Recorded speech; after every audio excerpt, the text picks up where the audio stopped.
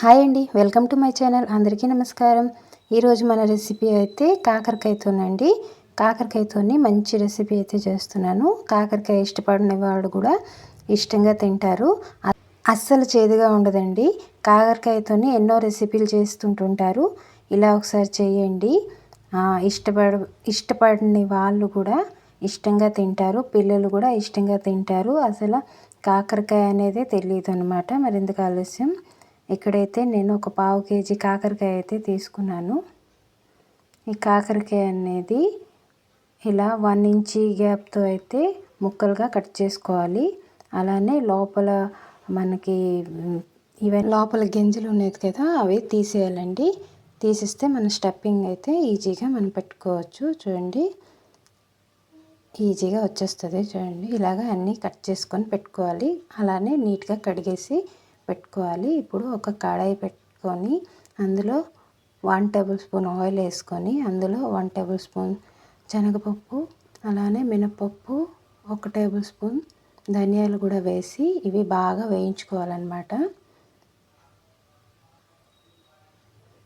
ఇదిగోండి, ఇవి వేగిపోయాయి కదా. ఇప్పుడు ప్లేట్లోకి అయితే తీసుకుందాం. మొత్తం అంతా ఇలానే ప్లేట్లో తీసుకొని పక్కనైతే పెట్టేసుకోండి. ఇప్పుడు అదే కడాయిలో ఇంకొక టేబుల్ స్పూన్ ఆయిల్ వేసుకొని ఇందులో 1 టేబుల్ స్పూన్ జీలకర్ర, అలానే సన్నగా కట్ చేసుకున్న 2 మీడియం సైజు ఆనియన్స్ అయితే వేసుకున్నాను. ఇవి కొద్దిగా ఫ్రై అవ్వాలండి. కొద్దిగా ఫ్రై అయ్యాక ఇలానే కలుపుతూనే ఫ్రై చేసుకోండి. ఫ్రై అయ్యాక కొద్దిగా చింతపండు, అలానే ఒక 7-8 వెల్లుల్లి వేసుకొని ఇవి కూడా కాస్త ఫ్రై చేసుకోవాలి.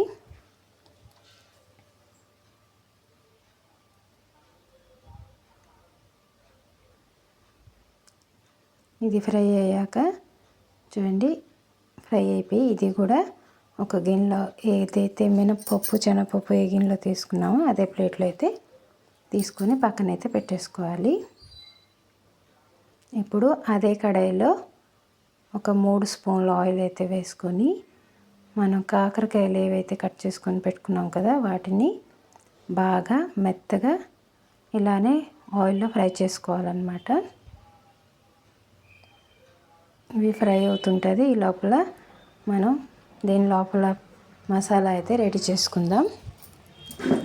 ఒక మిక్సీ జార్ తీసుకొని ముందుగా మనం వేయించుకున్న ఉల్లిపాయలు అవన్నీ, తర్వాత ఇందులోనే 1 టేబుల్ స్పూన్ ఉప్పు, అలానే తగినంత కారం, పావు టేబుల్ స్పూన్ పసుపు వేసుకొని మెత్తగా పేస్ట్లా చేసుకోవాలి. ఇప్పుడు ఇవి వేగిపోయాయి కదా, వీటి లోపల ఇవి ఫిల్ చేసుకోవాలి. చూడండి, మొత్తం చుట్టూరు రాసుకోండి. మనకి ఉప్పు కారం మొత్తం అంతా కాకరకాయ ప్రతి ఒక్క ముక్కకి బాగా పడుతుంది అన్నమాట. మొత్తం ఇలానే స్టఫ్ చేసుకోండి. ఇలా చేయండి, అస్సలు చేదుగా అస్సలు ఉండదు.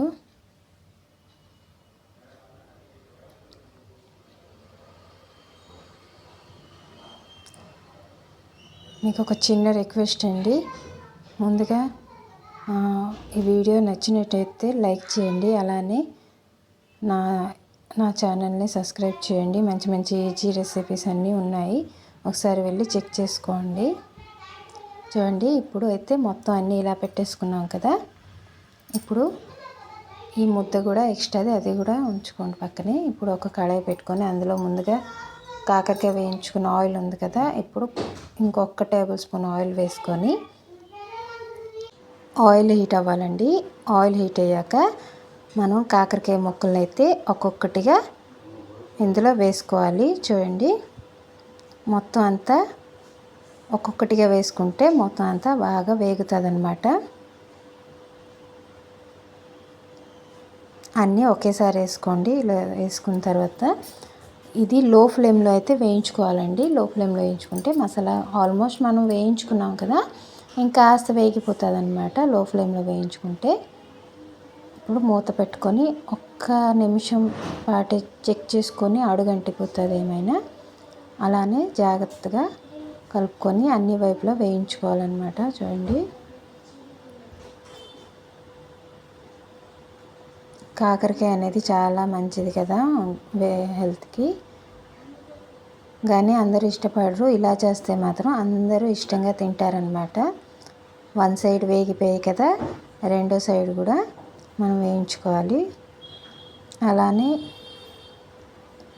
జాగ్రత్తగా పక్కనే ఉండేసి వేయించుకుంటే వేడి వేడి అన్నంలో అయితే చాలా బాగుంటుంది. మన ఛానల్లో ఈజీ రెసిపీస్ అయితే ఉన్నాయి, ఒకసారి వెళ్ళి చెక్ చేసుకోండి.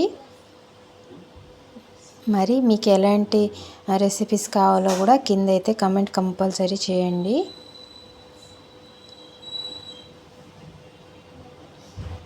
ఇప్పుడు వేగిపోయాయి అన్నమాట. మొత్తం మసాలా కూడా మంది మంచిగా వేగిపోయింది. వాసన అయితే గుమగుమలాడుతుంది అన్నమాట.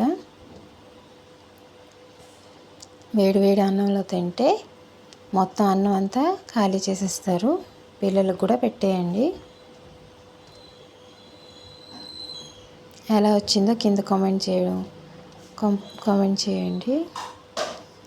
ఇప్పుడు ఒక ప్లేట్లోకి తీసుకోవాలి. బాగా వేగిపోయాయి కదా, ప్లేట్లో తీసుకొని వేడివేడి అన్నంలో అయితే తింటే చాలా బాగుంటుంది. సూపర్ అంటే